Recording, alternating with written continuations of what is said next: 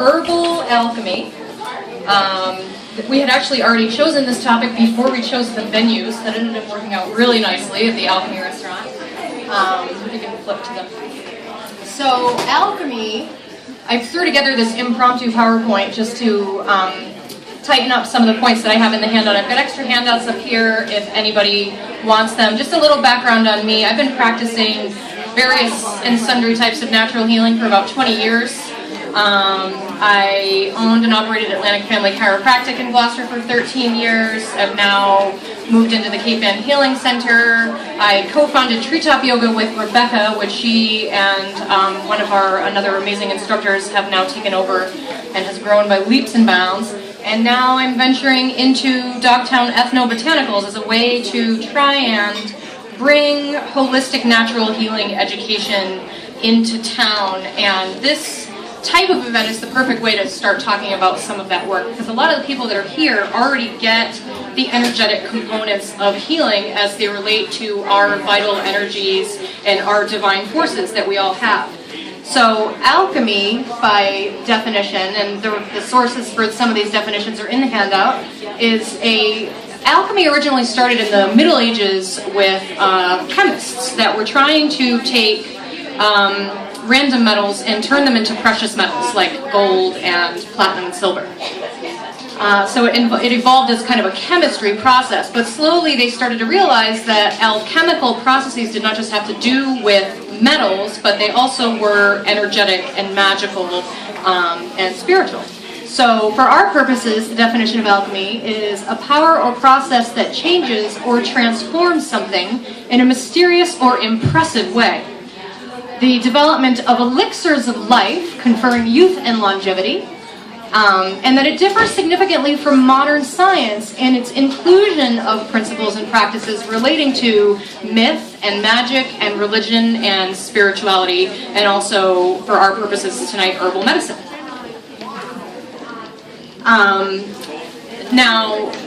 So I'm talking tonight about herbal alchemy, and what I want to explain, so as the herbal practice that I do, I don't necessarily just practice herbalism per se. I actually work more with the term ethnobotany. And how ethnobotany is different is not just the medicinal properties of the plant and how to prepare them, but it's the scientific study of the relationships between the people and the plants. And it aims to document and teach the complex relationships between the cultures using the plants and how they use them for their medicine, their food, their clothing, currency, religious rituals, dyes, construction, cosmetics. I mean, these plants are medicine on many levels, not just the way that we ingest them and what they do to our physical bodies. And it's also encompassing the traditional knowledge and customs concerning the local, cultural, medical, religious, and other uses of the plants.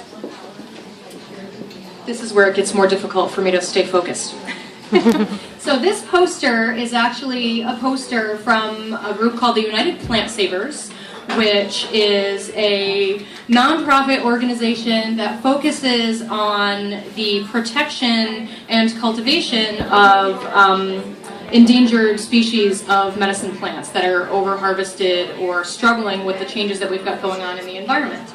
And the reason why I put this up here is because these Native American principles, you know, this proverb, if you listen, they will teach you. They really will. And there's a couple of keys to letting the plants work with you in this way. Number one, we're in the West. There's a lot going on. There's a lot of background noise. One of my teachers, Susan Weed, she works with what are called simples when you're going to work with plants, and that means that you don't initially, to start learning from these plants, you don't initially want to be taking a blend with 5 or 6 different herbs in it, because you've got all these plant spirits that are trying to give you their wisdom, and they're kind of fighting for attention. They can't give you their information if you're taking more than one of them at a time. I have a book over there called Healing Wise. If anything that I'm talking about tonight really interests you, Susan Weed's Healing Wise is a great book to start with, where she talks about these simples, these everyday plants, a lot of them that grow right in your own garden. So that's when you use one of them at a time and you let that plant confer its wisdom to you without having to fight with all the other plants. The Another Native American proverb that is part and parcel with this is know your garden. So the Native Americans would say, if it's growing in your garden, chances are somebody in your household can probably benefit from it. And in that regard, we have two things that we can look at. We can look at native species, and we can look at invasive species. So the native species that I find to be the most powerful to work with as you're starting to use these plant energies and their alchemy to kind of reconnect with the vital energies and the vital forces that are around you that we're so disconnected from. The ones that I like to work with the most are actually the weeds. The weeds that grow in our garden here are not only incredibly nutritional, but they expose us to all of the allergens. They enforce our local microbiome, which is a new up-and-coming topic that a lot of scientists now are finding that all of our behavior and many of our health issues, severe health issues in some cases, can be traced back to the fact that we have completely lost our microbiome. We are not farming. Our children are usually not eating dirt. They're walking around on bleached floors. They're using antibacterial hand soap. They're watching TV instead of outside playing. And, you know, again, this is another 2-hour conversation, but the exposure to these local plants in the times of year that they grow, in their different growing cycles, in the way that they look, in the way that they change over the years, in the way that when you start eating those plants that are there for the taking, start to go away in the following season, and suddenly other plants show up because you've now given them the space, because you've worked with that plant, you've spent your time with it, and it's given you its healing. As far as native species, chickweed, Susan talks about in healing wise, burdock root she talks about in healing wise, dandelion. These are some of the most commonly growing plants that we have, and they are incredibly medicinal and totally free. And in the process that you go through of looking at these plants, their doctrine of signatures, they call it, the plants a lot of times will look like what they're there to heal. A good example of that is horsetail. So my whole yard is full of this herb called horsetail. Every spring, I can't get rid of it. If you look at it, it looks like a scouring brush that you would use to wash out a bottle or something. And it just so happens that it's really good for urinary tract and kidney infections. That's almost, you could imagine in your mind that this little brush goes up there and kind of cleans out all the tubes where the blockages are. So the plants, you know, they do these really magical things where when you start to work with these plants and you start to see these things and the way that they shift and they flow with the seasons, and they shift and flow with the lunar cycles and the solar cycles and with the needs, the medicinal needs of the people in your family, it starts to get really fun. And you start to get reconnected back in, kind of keyed back into that source energy that's around us all the time. Let's see. What else? So there's the different times of year that we start to recognize that the different plants look different at different times of year. I'll switch that. I have with me today, my son actually has decided that he wants to do his cutting work with it. This is actually from a company called snakeandsnake.com. I will actually be ordering a bunch of these and giving them away with the consultation package that I'll tell you about at the end here. But this chart, what I love about this lunar chart is as you start to get more checked in with these natural flows and natural seasonal rhythms as they relate to when to harvest the plant, what time of day to harvest the plant, where is the medicine plant, is it a fire day, is it a water day, you know, you start mixing now the Vedic astrology into it in addition to just the seasonal cycles in the year. And a lot of women find they start doing this work and all of a sudden their menstrual cycles become regular again because, oh wow, look at that, I'm paying attention to the moon that draws all the waters in my body. Making this connection to the plants will start to heal you in ways that you can't even begin to comprehend until they start giving you that information. So this is just an example that I pulled off the internet while I was preparing this last minute PowerPoint presentation tonight about how the phases in the moon work. But what I love about this one, again, is it gives you more information. It shows you where the solstices and the equinoxes are. It shows you the astrology of where the water days and the fire days are. Again, biodynamic herbalism, whole nother topic, whole nother 2-hour conversation. But, you know, just like Rebecca was talking about with the constitutional medicine, certain plants harvested on certain days have more fire. Certain plants on certain days have more water. Most medicinal plants, especially plants that have volatile oils in them, you want to harvest in the middle of the day when the sun is high. The water will be down in the roots, and the volatile oils and the medicinal properties will be up in the leaves, reaching for the sun. So that's when you want to harvest your plant, and you'll have a lot of solar, warm energy. If you want to harvest something that is more root, more grounded, more cooling in quality, you would want to harvest that at a cooler time of day, or in the evening when now some of those properties have gone up into the leaves or come down into the roots and they've left the leaves. The other reason why you want to harvest a lot of these plants in the midday as the water goes down to the roots is the more water you have in your herbal products, the more likely they are to spoil. So there's a really fun science to learning how to make these things and connecting with these local plants. And I always recommend, if it's something that you want to try and do, that you pick one. And what that leads me to is to talk about how we came about this special offer that I have today that created itself because of this one plant. So normally, lemon balm, which is a nerve tonic and antispasmodic. There's a whole list on the back of the handout here. I have a bunch of actual excerpts from about 7 or 8 different books in here that talk about lemon balm with the references for where they're at. You know, some of them are magical, some of them are preparations, some of them are field guides, but the general list of things that lemon balm can do is it brings emotional calm, it is uplifting, it eases anxiety, restlessness, and irritability, it helps with sleeping, it helps with seasonal affective disorder, it helps with the negative effects of stress, it is a natural antiviral, antibacterial, and antifungal, both systemically and topically.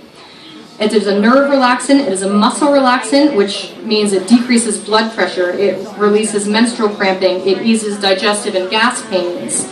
I love actually the herbal word for eases gas pains is carminative, as in Carmen, the one that sings. I always love Susan Weed with her little stories about how they came up with some of these words. It is an antihistamine, again, systemically and topically, good for hay fever, runny nose, allergies.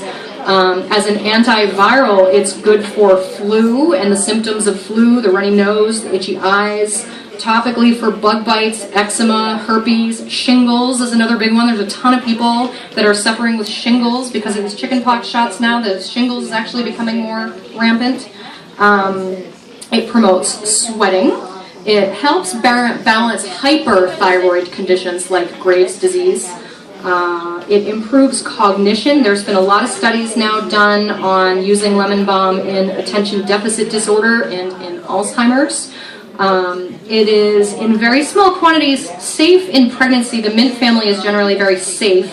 It's safe in breast milk, and it also happens to be a really, really good medicine for children with colic or anxiety, attention deficit disorder, restlessness. It's just an incredible plant. So how did I pick lemon balm? So at the end of the season, I started to take all my herbs out into the yard. I took my skull cap off the porch. I went and put that in the garden. I took my sweet Annie, took all these different plants, and I started putting them away.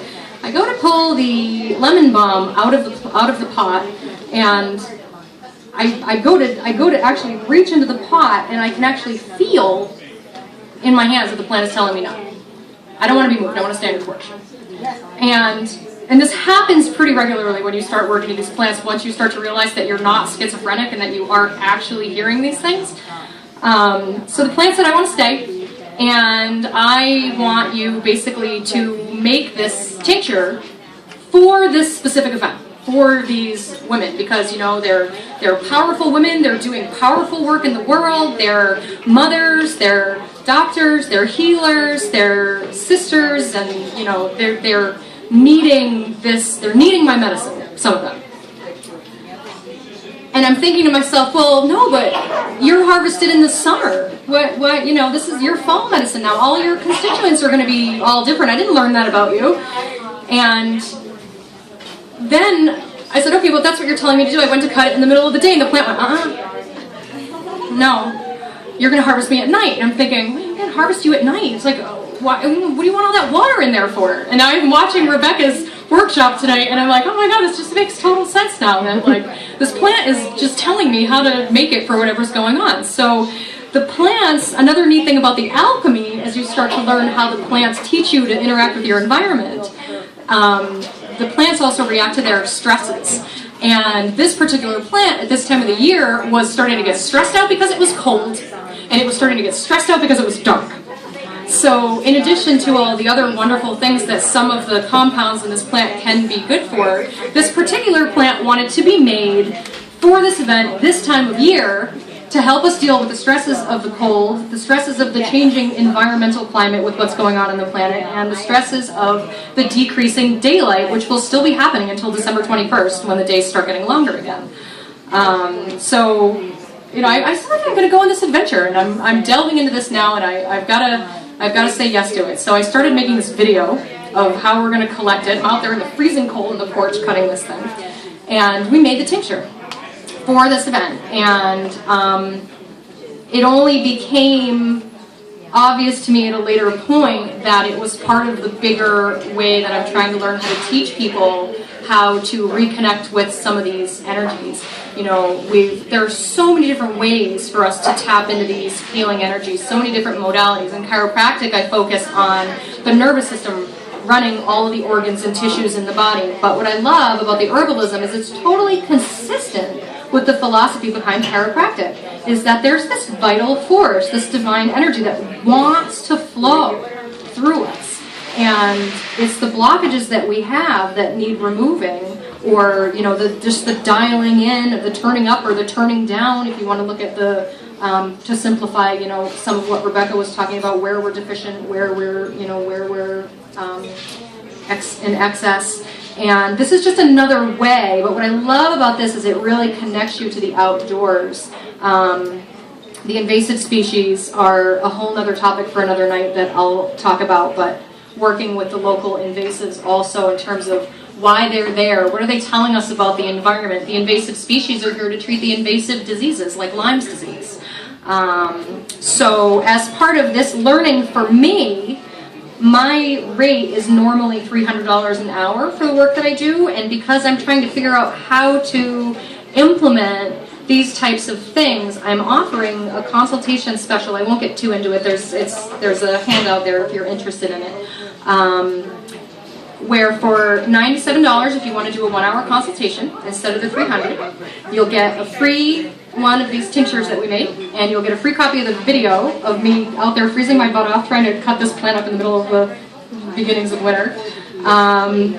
And I just want to thank everyone for coming tonight, and I want to thank Annette and Sylvie for creating the space, and thank Mark McDonough for having it at Alchemy, because the way that this came together for me personally was really magical. I've been holding off on going into this direction for a while, and this was just the perfect opportunity that I needed. So if anybody's interested in having a little bit of the tincture, I can give you a drop on the hand over at my table so that you can smell it and you can put it on your tongue and you can get a little feel for it.